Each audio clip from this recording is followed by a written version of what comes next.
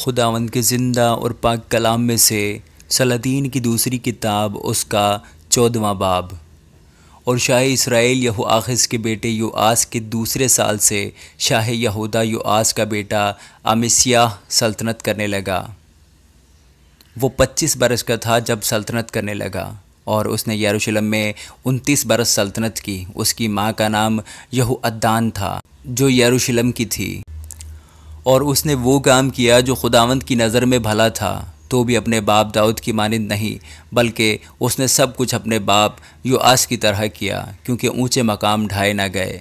لوگ ہنوز اونچے مقاموں پر قربانی کرنے اور بخور جلانے لگے، اور جب سلطنت اس کے ہاتھ میں مستحکم ہو گئی تو اس نے اپنے ان ملازموں کو جنہوں نے اس کے باپ بادشاہ کو قتل کیا تھا جان سے مارا، پر اس نے ان خونیوں کے بچوں کو جان سے نہ مارا، کیونکہ موسیٰ کی شریعت کی کتاب میں جیسا خداوند نے فرمایا لکھا ہے کہ بیٹوں کے بدلے باپ نہ مارے جائیں اور نہ باپ کے بدلے بیٹے مارے جائیں، بلکہ ہر شخص اپنے ہی گناہ کے سبب سے مرے۔ اور اس نے وادی شور میں 10,000 ادومی مارے اور سلا کو جنگ کر کے لے لیا، اور اس کا نام یوکتیل رکھا جو آج تک ہے۔ تب امسیاہ نے شاہ اسرائیل یہوآس بن یہوآخز بن یاہو کے پاس قاصد روانہ کیے اور کہلا بھیجا کہ ذرا آ تو ہم ایک دوسرے کا مقابلہ کریں۔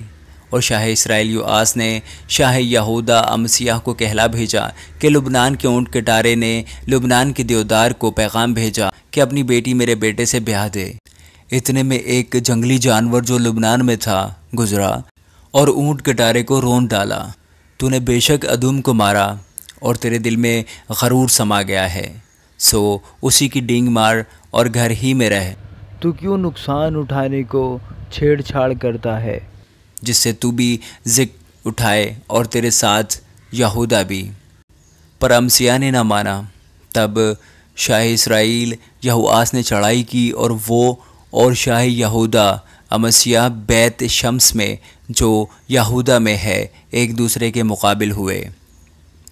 اور یہودا نے اسرائیل کے آگے شکست کھائی، اور ان میں سے ہر ایک اپنے ڈیرے کو بھاگا، لیکن شاہ اسرائیل یوآس نے شاہ یہودا اور امسیاہ بن یوآس بن اخزیہ کو بیت شمس میں پکڑ لیا اور یروشلم میں آیا، اور یروشلم کی دیوار افرائیم کے پھاٹک سے کونے والے پھاٹک تک 400 ہاتھ کے برابر ڈھا دی۔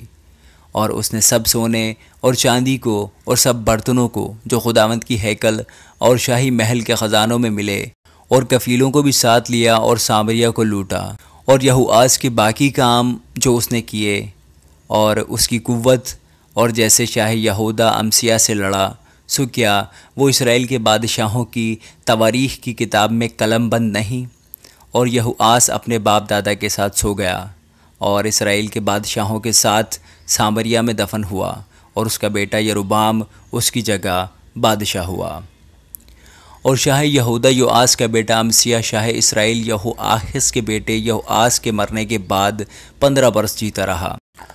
اور امسیاہ کے باقی کام، سو کیا وہ یہودا کے بادشاہوں کی تواریخ کی کتاب میں قلم بند نہیں؟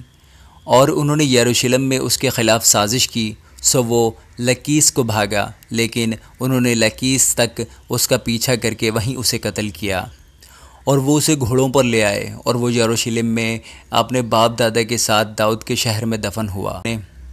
اور یہودا کے سب لوگوں نے عزریاہ کو جو 16 برس کا تھا اس کے باپ امسیاہ کی جگہ بادشاہ بنایا، اور بادشاہ کے اپنے باپ دادا کے ساتھ سو جانے کے بعد اس نے ایلات کو بنایا اور اسے پھر یہودا کی مملکت میں داخل کر لیا۔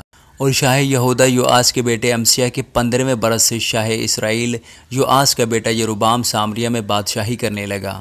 اس نے 41 برس بادشاہی کی، اور اس نے خداوند کی نظر میں بدی کی۔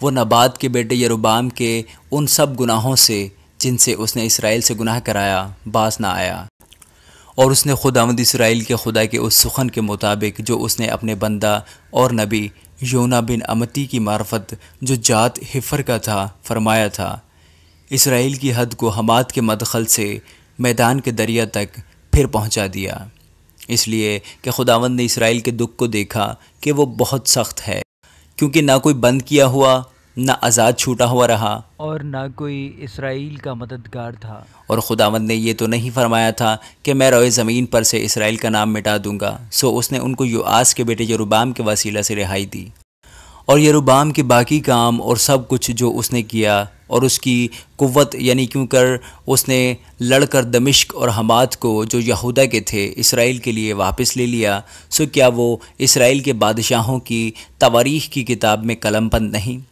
اور یروبام اپنے باپ دادا یعنی اسرائیل کے بادشاہوں کے ساتھ سو گیا، اور اس کا بیٹا زکریا اس کی جگہ بادشاہ ہوا۔ آمین۔